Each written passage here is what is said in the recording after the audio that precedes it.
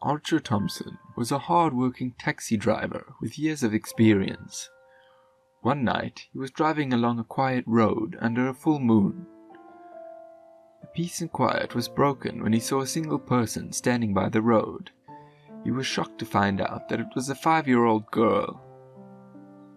Her being there alone, without an answer, was, to say the least, strange to him. As he pulled over, a little girl came up to the car and gave him a folded note. His face showed fear. As it turned out, this note was about to set in motion a series of events that would shake Archer's life. Archer was born in a small town. He grew up in the comfort of his hometown. At 50, he was feeling very proud of himself. He was a loved husband to his wife Daisy, a loving father to his children, and a loved grandfather to his grandchildren. His nearly 30-year marriage to Daisy had been through many storms, but each time they came out stronger. Their family was based on connection, which was a strong bond that not even the hardest times could break. Daisy was a nurse, and Archer drove a truck across the country. In his younger years, he was in charge of heavy-duty trucks that carried goods across vast landscapes. But as time went on, he became a taxi driver, which gave him more time to spend with his loving family. Their weekends were filled with happy laughter of their grandkids, who loved being around Archer and Daisy. Archer was very proud of Spencer, who was their son. Spencer was only 29 years old, but he was already a respected university professor. This made Archer's friends jealous. Archer's answer to what made his family life seem so perfect was simple: love. He thought that the key to happiness was love for his wife and children. When he switched from driving a truck to driving a taxi, his bosses respected and admired him. Archer's years of experience helped the taxi company, and his bosses had a huge respect for him. Archer's heart was set on his job, even though Daisy gently urged him to think about retiring and doing things he enjoyed. The road was his shelter, and the sound of the engine and the smell of rubber on the asphalt was a song he couldn't give up. Daisy knew what he wanted and backed what he was passionate about, but she couldn't help but worry about him. March 6th, 2009 was just like any other day. Daisy made Archer's meal for the day, which was healthy sandwiches carefully wrapped in foil and served with a smoothie. She had no idea that this day would be different from all the other days and change the course of their lives forever. As the evening came and Archer's shift was almost over, he got a call asking for his help right away. He looked at the address and saw that it was on the other side of the city, so he decided to take a shortcut. As Archer drove his taxi down a rough dirt road, the uneven ground shook the car and put his skills to the test. Even though he had strong headlights, they couldn't cut through the darkness, which made it hard for him to see. Even so, he kept going, never changing his mind. A strange thing appeared in front of his car all of a sudden. He needed to look closely because he didn't know if the shape was a person or an animal. As he got closer, he couldn't believe what he was seeing. He took off his glasses, rubbed his eyes, and opened his eyes again so that he could be sure in what he was seeing. There, in the glow of his headlights, he saw something that didn't make sense. A little girl standing alone in the dark. When confronted with what he saw, he had to take off his glasses and rub his eyes to make sure what he saw was true. It was a girl of 5 or 6 years old. She was standing by the side of the road, as if she was lost or needed help.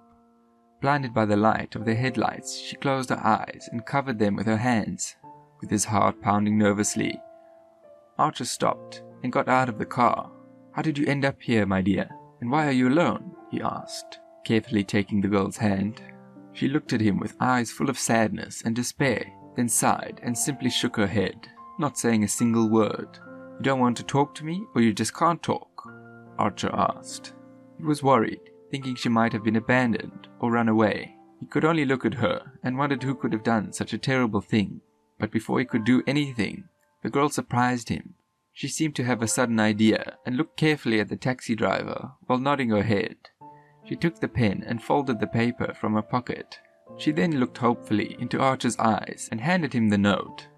He unrolled the paper, which was very old and crumpled, and quickly read what was written on it. To his surprise, the note full of grammatical errors, said that the girl should be taken urgently to the hospital where her grandmother was already admitted. It looked like the note was written by an illiterate child, or a child who had recently learned to write. Archer didn't think much of it, and did what he had to do. He called the taxi company and told them that someone else should pick up his client. He felt very bad that she was left alone, especially on a road that was so dangerous at night. Who knows what would have happened if he hadn't come by? Archer saw something wrong with the girl's left hand as she got into the back seat of the car. It looked like it had been hurt recently. He didn't know where her grandmother was receiving treatment in the hospital, but he knew he had to get her there right away. He turned on the car's engine and began a trip whose end wasn't sure he could guess. The girl looked out the window and acted very quietly the whole way to the hospital. She only made low sounds of pain when the car went over a pothole. It was clear her hand was hurt, and when she was trying to move it, it hurt even more. The trip went on, and when they got to where they were going, Archer felt worried all of a sudden. He needed to find the girl's grandma, but he didn't know what her name was. Realizing that the girl, who seemed to be mute, probably couldn't help him, he tried to ask at the front desk if a woman who looked like this girl's grandmother had been admitted lately. The biggest problem was that it was against hospital policy to give out patients' names, but he told them what happened, and luckily, the nurse on duty felt bad for the girl and decided to help. She looked in the system and found that Charlotte Green, who was admitted with a heart attack, was the only person who could be the girl's grandmother. Upon hearing the familiar last name, the girl showed little expressions of joy and seemed to have forgotten the pain in her hand. While that was going on, the nurse seemed to hesitate for a moment, but then she pulled Archer away so they could talk without her hearing. She said slowly, "Look, Mr. Thompson, I don't know how to tell you this, but Charlotte Green died 3 hours ago." Archer tried to stay calm, but he didn't know what to do next.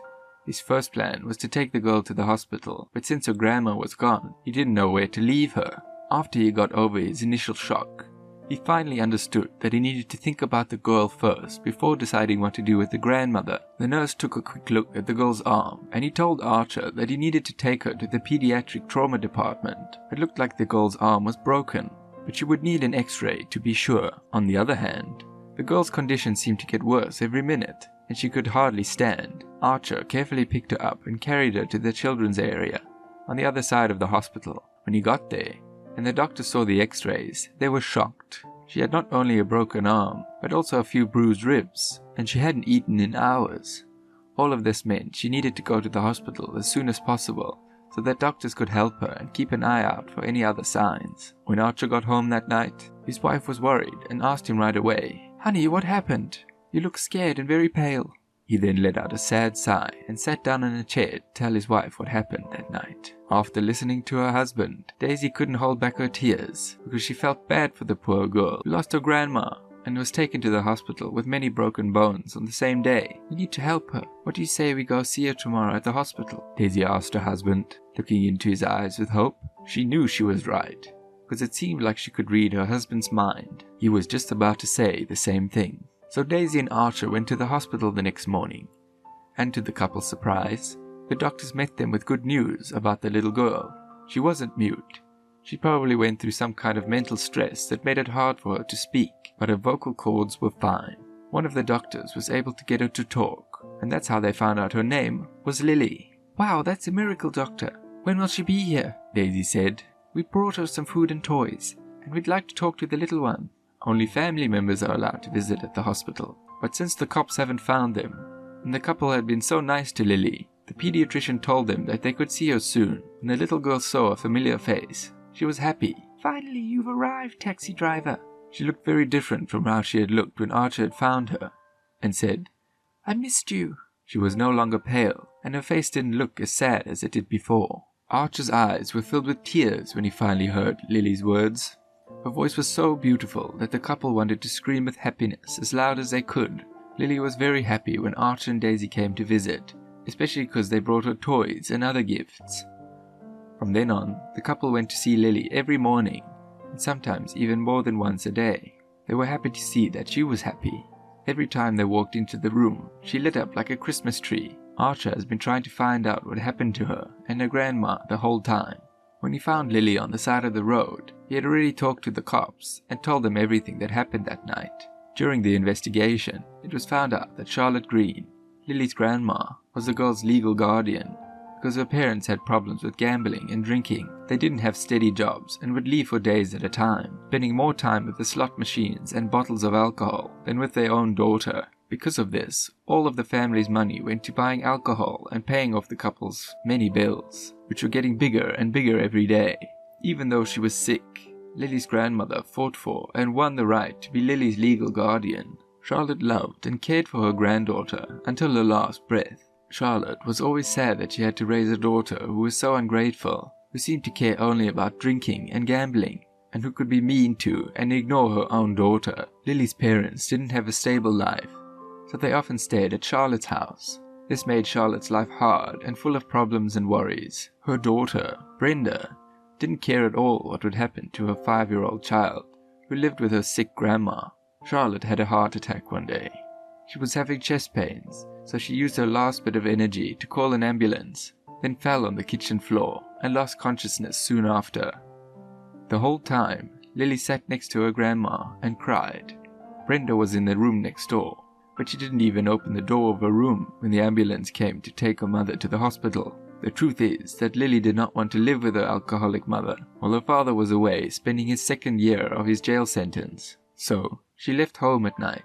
When her drunk mother was sleeping on the couch in the living room, she slowly walked down the road, not even sure where to go. At this time of night, there weren't many people out, so no one could help her. At some point, Lily walked up to an old building that looked like it had been left empty. Its walls were in ruins, and the broken windows showed that no one lived here for a long time. The light coming from the basement caught her eye, and as she walked towards it, she tripped over some broken steps. Even though she was hurt, she wasn't alone for long, because the man who lived in the basement found her quickly. Lily knew he didn't have a home when she saw his clothes, but the man was nice, even though he looked weird and smelled bad. He offered her a sandwich and some tea. When the homeless man saw that Lily's hand was badly hurt, he couldn't help but feel sorry for her. He knew how hard it was to live on the street, and didn't want a young girl to have to go through what he did. The man wrote a note and put it in Lily's pocket when she wasn't looking. Archer, the taxi driver, found the note when he met her. When Archer heard Lily's story, he couldn't help but cry. He didn't understand how Lily's mother could be so mean to her own daughter. Then, after telling Daisy the results of the police investigation, Archer looked into her eyes and didn't say a word. Daisy knew what he was thinking. They wanted to take care of Lily. "We're not that old, so I think we'll be able to handle it. We won't be short on love and care," she said with excitement. Archer gave her a big hug and a sweet kiss. The couple did what they set out to do, and got permission from the social services to adopt Lily. A few months later, she was playing happily with their other grandkids, who accepted her right away and were glad to have someone else to play with.